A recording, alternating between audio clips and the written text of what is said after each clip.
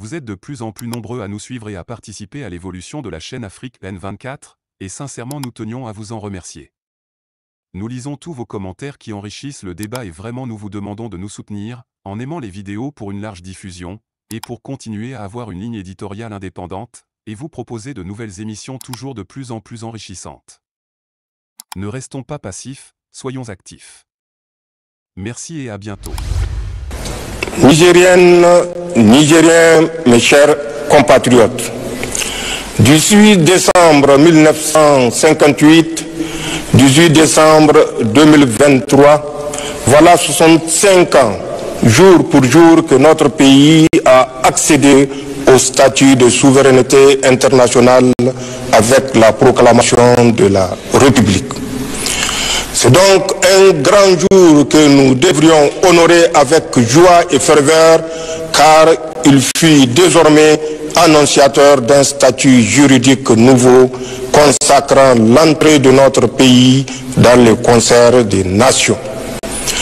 65 ans, c'est certes peu dans la vie d'une nation, mais le chemin parcouru nous a permis de réaliser de grandes œuvres et d'être confrontés à des défis majeurs dont certains ont trouvé des solutions et d'autres demeurent sans réponse satisfaisante.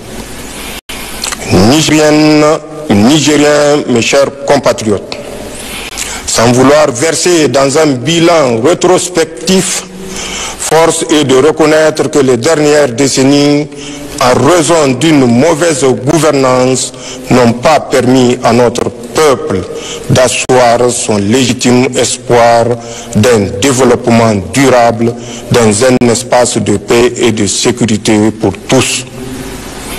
En effet, alors que le système démocratique doit rimer avec la bonne gouvernance et la justice, notre pays a été malheureusement otage des politiques qui ont fait de la politique un fonds de commerce, piétinant allègrement les règles minimales d'éthique et de déontologie consacrées pourtant par les textes de la République. La justice sélective, faite de népotisme, de corruption, d'impunité et d'opportunisme érigée en mode de gestion par excellence, choses somme toute qui ont favorisé le détournement des deniers publics, le bradage de notre souveraineté et l'effondrement du service public. Cette démission de la gouvernance s'est illustrée par l'incapacité de l'État à faire face aux défis sécuritaires, d'où sa sous-traitance avec les forces du mal ayant occasionné des morts et des déplacés. Mes chers compatriotes, la célébration du 65e anniversaire de la proclamation de la République intervient dans un contexte de bouleversement géopolitique profond en Afrique de l'Ouest, consécutif au changement de régime intervenu dans les pays du Sahel. Cette nouvelle donne, accompagnée d'un fort soutien populaire, a entraîné non seulement une remise en cause de la gouvernance économique et financière à l'interne, mais aussi une remise en cause de notre relation avec l'ancien pays colonisateur, la France. C'est dans cette optique que nous avons dénoncé certains accords justifiant la présence des troupes françaises au Niger, ainsi que des accords léonins. Cette dynamique nous a amené à bâtir une stratégie globale de défense, de lutte contre le terrorisme et toute agression de quelque forme qu'elle soit. C'est ainsi que grâce aux multiples succès remportés par nos vaillantes forces de défense et de sécurité, nous assistons à la normalisation progressive de la situation sécuritaire.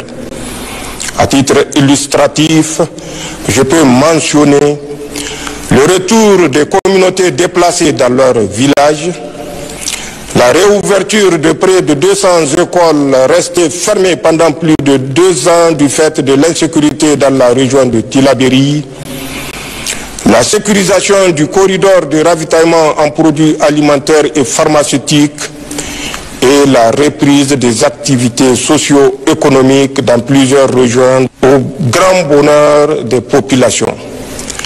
C'est le lieu ici de louer l'engagement, l'abnégation et le professionnalisme de nos forces de défense et de sécurité qui ont permis ces succès éclatants.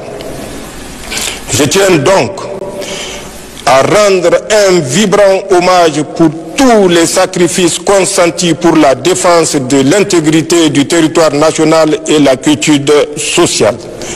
Je voudrais surtout témoigner ma sincère compassion à l'endroit des victimes civiles et militaires de la barbarie qui nous est imposée par les groupes armés terroristes et leurs sponsors.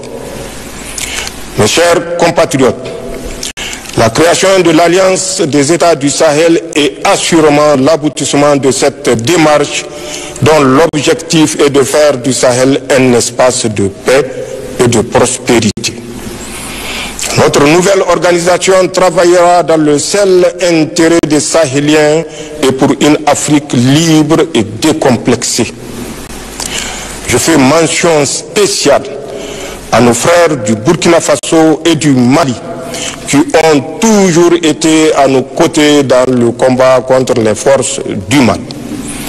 La matérialisation de cette lutte commune à travers la création de l'Alliance des États du Sahel prouve à suffisance que l'idée d'intégration chère à nos dévanciers n'était pas un simple rêve pieux. Aujourd'hui, avec mes frères Ibrahim Traoré, Assimi Goïta, nous sommes déterminés à écrire l'histoire d'une Afrique libre où les Africains vivront une vraie indépendance. Mes chers compatriotes, au plan national, le changement de régime opéré par le Conseil national pour la sauvegarde de la patrie a engendré un élan patriotique sans précédent. Expression des aspirations profondes de nos populations à la dignité et à la souveraineté nationale. Jamais dans l'histoire récente de notre pays, un événement n'aura reçu une telle adhésion populaire spontanée et massive comme celui du 26 juillet 2023. Assurément, ce dernier marque une rupture définitive avec l'ordre ancien et le début de l'émergence d'un Niger nouveau, fait de justice, de fraternité, de solidarité, d'amour pour la défense de la patrie, de la bonne gouvernance et de la préservation de nos richesses. Ces désirs ardents, les populations l'ont traduit dans nos langues nationales en des termes clairs. Zanchan Kassani, Laboussaninou. Permettez-moi à ce stade de saluer la résilience extraordinaire du peuple nigérien. Un peuple fier et déterminé à recouvrer toute sa souveraineté spoliée par des Nigériens véreux et leurs complices. En décidant de nous imposer des sanctions injustifiées, cyniques, iniques, criminelles, inhumaine et irresponsable, la CEDEAO et l'UEMOA pensaient nous mettre à genoux et nous ramener dans le giron du régime déchu et de la France. Ces organisations régionales ne savaient pas qu'elles avaient en face d'elles un peuple guerrier, descendant des grandes figures historiques qui ont forgé la nation nigérienne. Le Niger, notre cher pays, nous appartient et c'est à nous de forger son destin, Inch'Allah. L'heure des tractations et des combines dans les officines est révolue. Vous avez désormais en face de vous un peuple qui a pris son destin en main.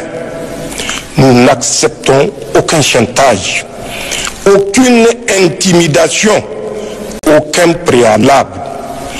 Tous unis pour la sauvegarde de notre patrie nigérienne Nigériens, mes chers compatriotes, le Conseil national pour la sauvegarde de la patrie s'est engagé à convoquer un forum national inclusif pour faire le diagnostic de la situation du pays né de la malgouvernance des régimes passés. Il proposera des réformes nécessaires pour le futur avec une feuille de route pour la transition et un programme stratégique d'action pour la refondation de l'État. Ces assises seront bientôt convoquées. Dans cette lancée, j'ai défini un cadre stratégique de gouvernance pour la transition et élaboré des missions précises pour les membres du gouvernement que nous allons rendre publiques de cette semaine.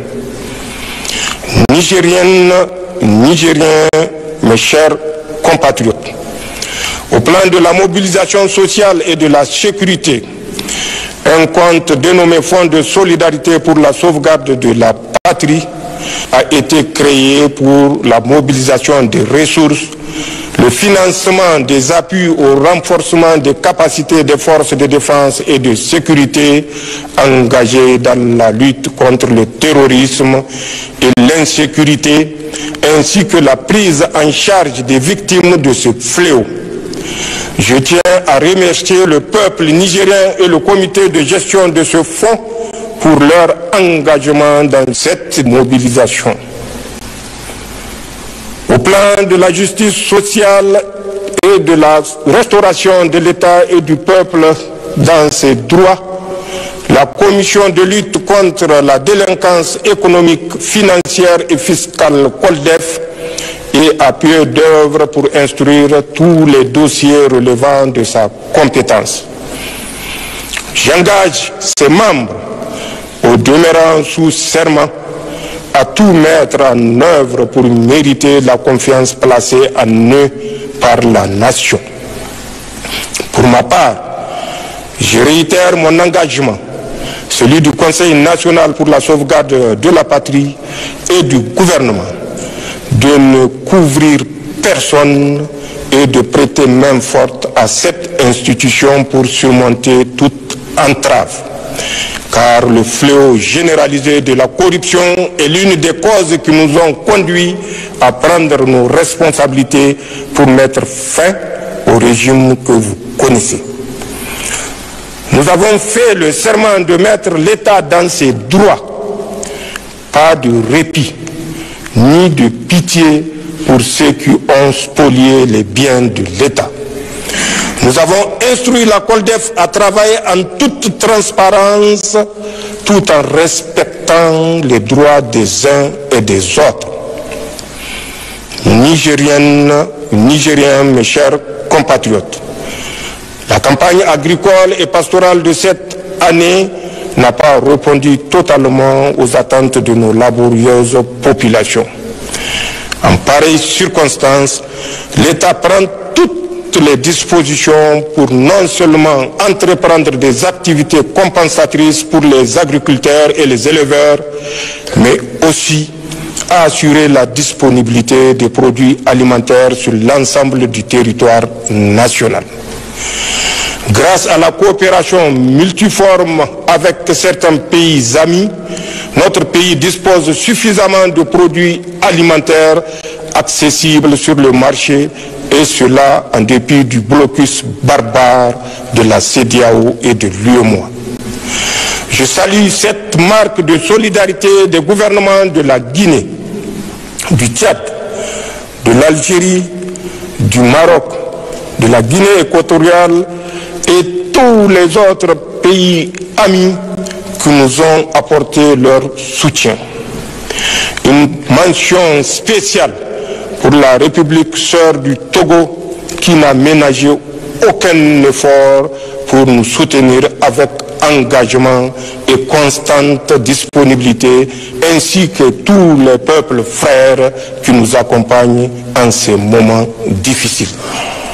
Pour ma part, je continuerai à faire tout ce qui est possible pour assurer le progrès, la sécurité, le développement et la cohésion sociale dans notre pays. Je sais pouvoir compter sur la contribution et la participation active de chacune et de chacun de vous pour y parvenir. Vive la République, vive le Niger, vive la sauvegarde de la patrie. Je vous remercie. Likez la vidéo si ce n'est pas déjà fait. Laissez aussi votre point de vue en commentaire. Abonnez-vous et cliquez aussi sur la petite cloche de notification pour ne rien rater de nos prochaines vidéos. N'oubliez pas de partager aussi la vidéo et de la liker.